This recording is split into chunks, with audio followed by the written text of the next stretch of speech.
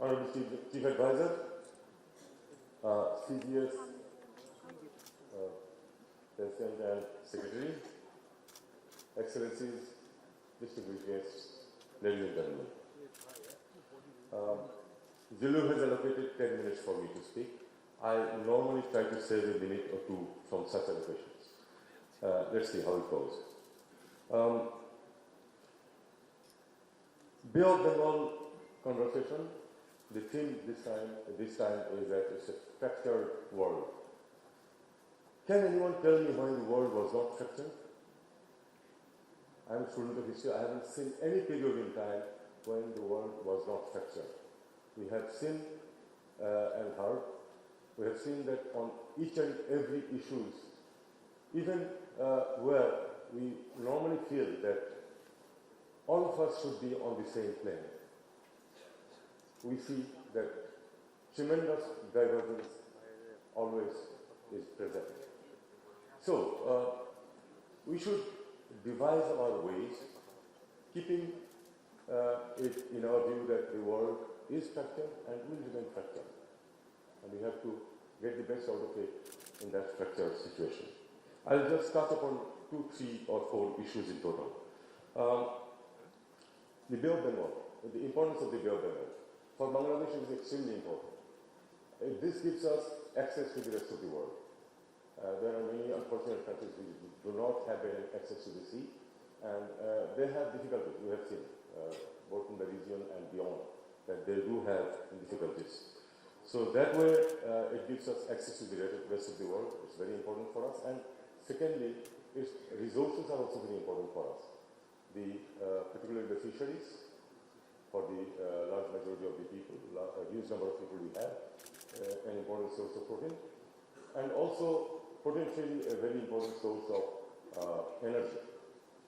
So the importance of the Bay of Bengal for Bangladesh doesn't need to be overemphasized. Let's look at the regional dynamics a little bit. There is strategic issues, there are economic issues, and often the two are intertwined. There are 3 important players, I believe, apart from Bangladesh, in the Bay of Bengal, which are the US, China, and India. Each have their own interests. The US has the Indo-Pacific strategy, and Bay of Bengal is an extremely important part of the Indian Ocean. That way, it is important for the US.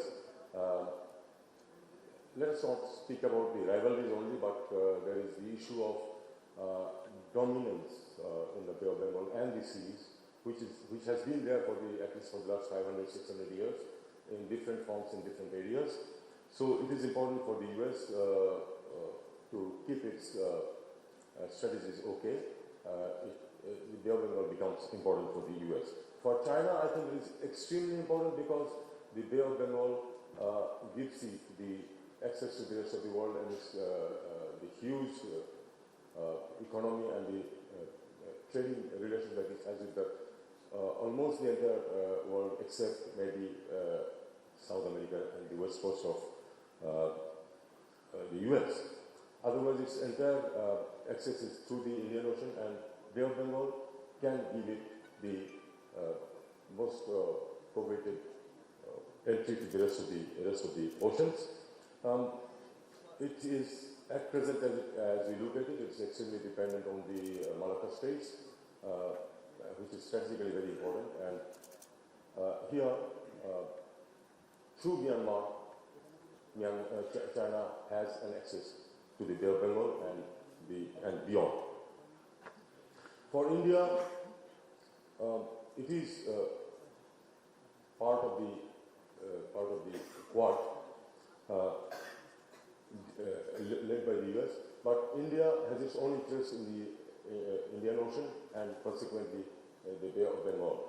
And as I look at it, India being a littoral of this sea and Indian Ocean, for it is some sort of a backwater on which it wants its influences, and which is not illogical.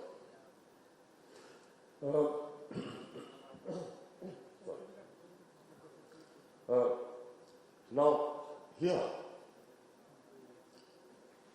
here comes the one issue that is extremely important for Bangladesh, and in that, I think, in my opinion, and I'm confident that many of you agree with it, in which the Bay of Bengal plays a very important role, which is the Rohingya issue.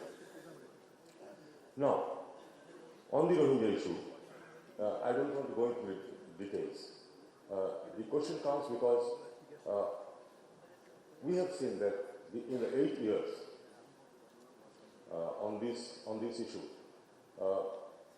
the amount of or the level of support that we expected from our neighbors, big neighbors, has not been forthcoming.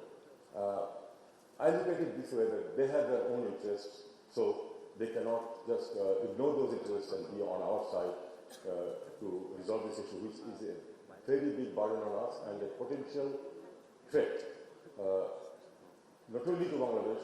Well, it has been a problem for Bangladesh, but I believe that it's not going to remain a problem for Bangladesh forever. It's going to become a problem for everyone else. And here, the question comes, why China has not been forthcoming in resolving the issue on the side of Bangladesh? Because here comes the issue that for China, Myanmar remains very important for its access to the Bay of Bengal. Similarly, India thinks that the Kaladan project is an important way of access to its northeastern states. So, for that project, it has to keep a very good relationship with Myanmar. And for this, I'm being a little frank, we have been sort of a victim of the circumstances. I'm not blaming anyone, everyone looks after their own interests, but that does not, it seems, tally with our interests on the Rohingya issue, for which the Rohingya issue has been lingering, and there is no light at the end of the tunnel that I can see that this is going to resolve very quickly, very easily. But one thing I just want to mention here is that this issue, unless it is resolved, it is going to become an issue for the rest of the world also. There is a little trace of that already, because some boat people are reaching as far away as Australia also. And that will not remain limited to that, because the younger generation who have no hopes for their future are not likely to sit idle and watch what others do. There will be a point of time in which they will become a serious problem, not only for Bangladesh, of course, a bigger problem for Bangladesh, but also for our neighbors, including maybe far and near people. Let's say, what does it hold, what the future holds for Bangladesh? We all know that a tremendous change has been brought about in Bangladesh by the students and the young generation. We did not have much trust, let me be very frank, much trust in this generation. We thought that they are just glued to their cell phones and things like that, and only thinking about how to go abroad, study abroad, or find their life. But they have proved that they do care for the future of the country. They have proved that they are ready to make sacrifices to achieve a better time for their future. Now, the government that has taken charge following this revolutionary change, expectations are very high from them, and patience is very low. I often refer to a saying of Confucius, centuries back. He said that you can't have a child in 1 month, even with 9 wives.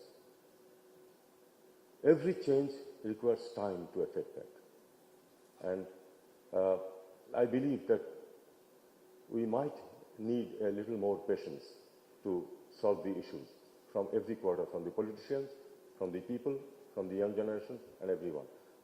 And then, let me say one thing. Haven't we already achieved something? I used to write, and I used to speak. I used to speak on the television, write in the newspaper. I knew the line which I cannot cross. I used to go very close to that brink, but I could not dare to cross that line. The people, only people who could speak freely were stationed there in the West, outside the country, about our country. No one within the country had the liberty to criticize actions. I am very happy to see that our actions of this government are being freely criticized from within the country. People sitting here are criticizing our government. I am very happy about it. I think this one thing we have already achieved. And I hope that with a little patience from everyone, with help from our friends within the country and abroad, this government will be able to fulfill much of its, if not all, much of its, the expectations that the younger generation have put on us. Thank you very much.